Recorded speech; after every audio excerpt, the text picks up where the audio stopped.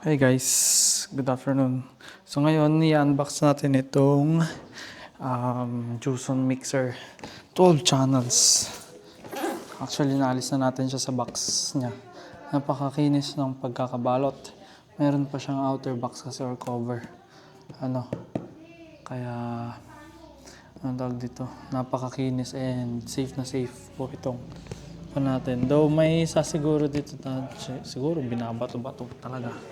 Alam nyo naman yung mga carrier natin. Mga courier. Ay. So, let's go. Ito baliktad. Bumili tayo ng ganito para either ibenta or gagamitin natin kasi dito sa church para centralized na. Isang mixer na lang ang paggagamitan natin or mga paglalagyan natin yung mga inputs. Kasi makikita ninyo, meron tayong Juson mixer dito. 4 channels. Papunta doon. Dito. Yung MG mixer. Kaya nandito tayo nagtitimpla ng drums and instruments. Hirap. Tumutugtog pa ako or kumakanta minsan. So, kaya hindi natin siya matitimpla talaga. So, yan. Alisin natin to. Ganito tayo kaingat kasi mag-unbox and syempre para magtagal yung gamit natin. Actually, yung Juson mixer natin yan nandyan.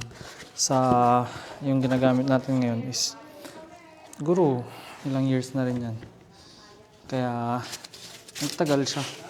So syempre, maingat tayo sa gamit. Yan.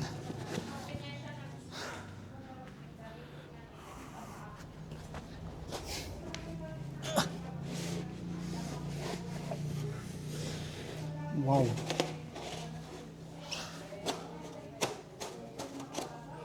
Napakaganda. Napakakinis, guys.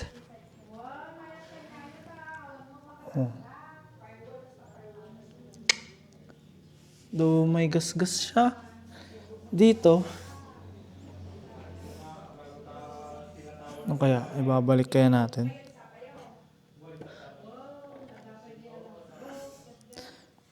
Yan. Anyway, check muna natin. Review natin. Ito yung power niya. Maglalagyan. And then, 12 channels to guys ah. Napakalinis oh.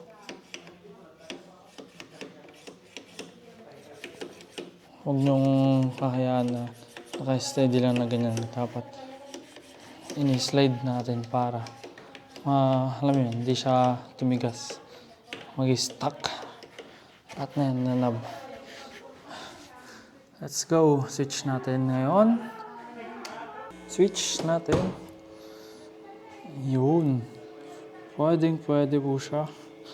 Switch din natin yung bass amplifier natin. Try natin yung Bluetooth.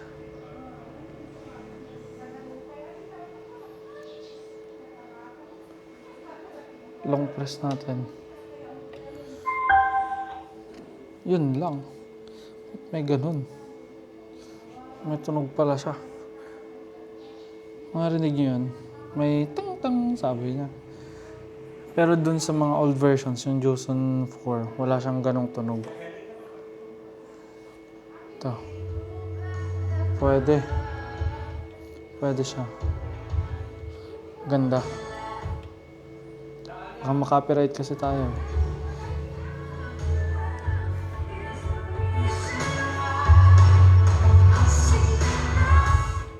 Pwede siya. Ngayon, itesting natin ngayon yung per channel ng mic or ng input kung gagana siya. Wait lang po.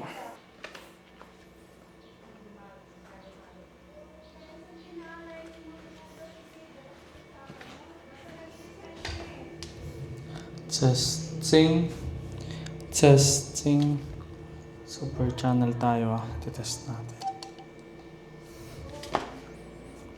Yan.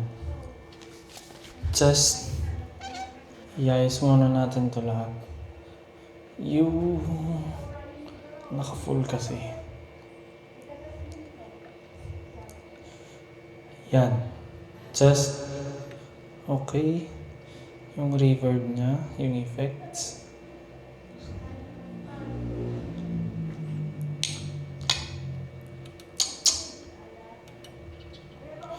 Testing. May solo pa siya na button. Compressor. Pang dagdag. Parang ang tag dito. Para madagdagan pa yung force niya. Parang game din lang. No. Pero pinagtataka ko, yung iba kasi na compressor is kukompress niya, ipapahinaan, parang gano'n. Ito naman, pad, para sa mga drums. Gano'n. Tapos may mga, kung pa siya, phantom power. May gain, may compressor, EQ na may high-low, aux 1, 2, 3, and pan. Means yung left and right. May mute button din siya. That's good. Ito, MP3 to MP2, MP3 to aux 1 and 2. Yun yung kung ginage natin yan, pupunta din siya sa aux 1 and 2. Ito. Tinesting natin kanina yung tag dito. RCA, ito, yung output, may ground siya. Hindi ko alam kung yung cable ko, pero may onti siyang ground. Tapos, same naman na to. Basta 12 channels siya. Yung 6 and 7 channel pala, naka-PL siya, mono. Though, pwede siyang maging stereo, kung stereo yung wire natin, di ba? Meron pa rin siyang 7-band stereographic equalizer. Yan. Maganda pa dito na may separate ng mga volumes sa aux 1, 2, 3, tapos sa tape or DC, tapos yung effects sense sa 1 and 2. Pwede mo siyang i-classify, no? Ang hindi ko lang nagustuhan is yung may tunog siya. Ito sa Bluetooth, tignan nyo. I-push natin yan. Tapos pag nag-connect, di ba? Though parang JBL naman, di ba? Naninibago lang siguro ako. Anyway, yan. Pwede yung channel 1 natin.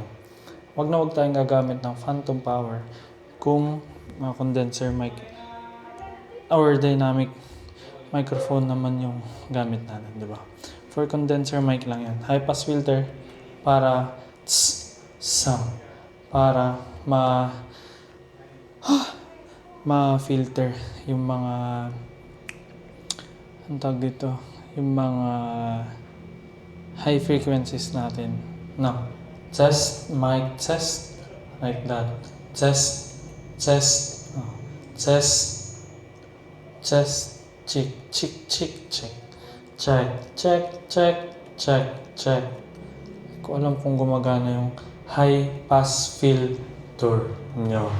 High pass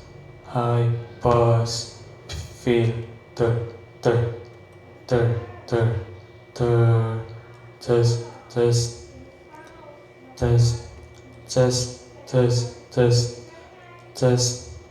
Test. Mali ata yung pagkaka-explain ko.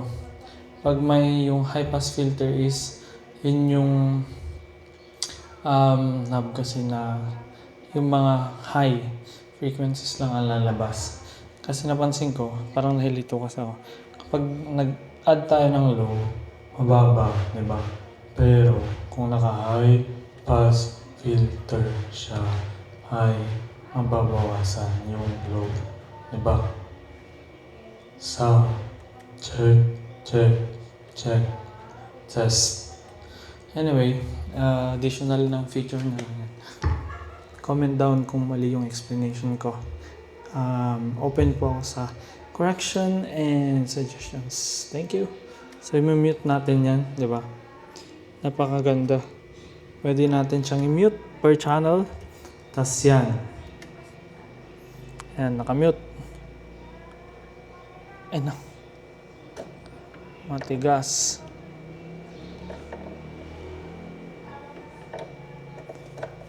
Yun. Testing. Testing. Testing. Test. Yan. Compressor. Test. Test.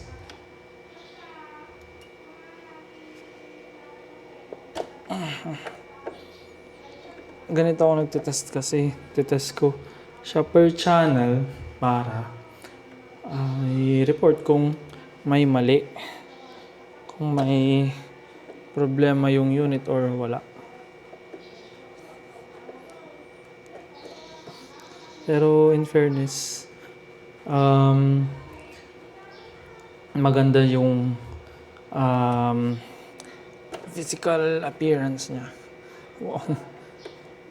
Kasi, yun nga. Yun nga lang, hindi ko alam kung yung XLR cable ko ang masikip or itong itong mixer kasi mahirap siyang alisin. Mute. Di ba? Ang hirap.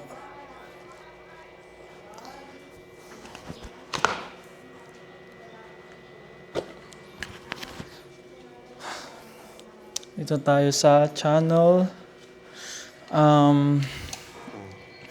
9, 10, 11, 12, 13. 13? Ibig sabihin, 1, 2, 3, 4, 5, 6, 7, 8, 9, 10, 11, 13 channels pala siya, guys. Grabe. Ang dami. Ang dami. Panalo ka na dito, guys. Daming channels. May extra pa siya. Ang kagandahan nito, guys, yung channel 6, 7 nga kasi is PL or yung stereo. Pwedeng maging mono or stereo. Pwede mo yun i-direkta.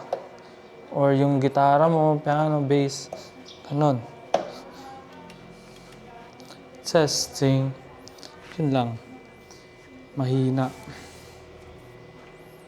Ang problema nito. Testing. Wag lang. Testing. Shucks. Ay, nakapad. Kaya pala mahina. Test.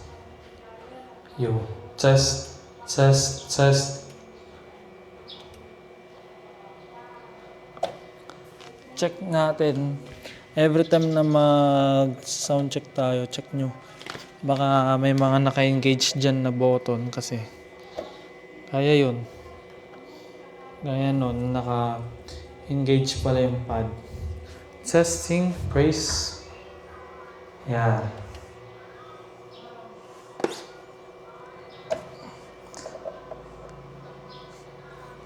Hindi ko na pinapasok masyado. Okay. Verb, test. Naka-play yung reverb natin. Ang dami, guys. Testing.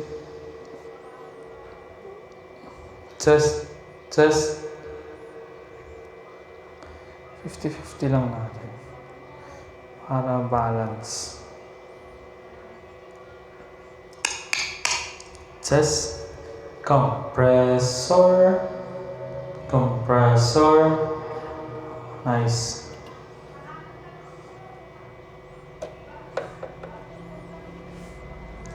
Compressor. Yan. Pwede. Pwede lahat ng channel niya. Ang hinahanap ko lang kasi guys sa Joson is yung USB cable niya, yung sound card. Mas maganda kung yung parang ay printer cable. Mas maganda yun. Para sa akin So, eto ang aralin natin kung paano siya may dedirekta dun sa computer natin. Though meron tayong Soundcraft UI 23R. Yan yung DI box.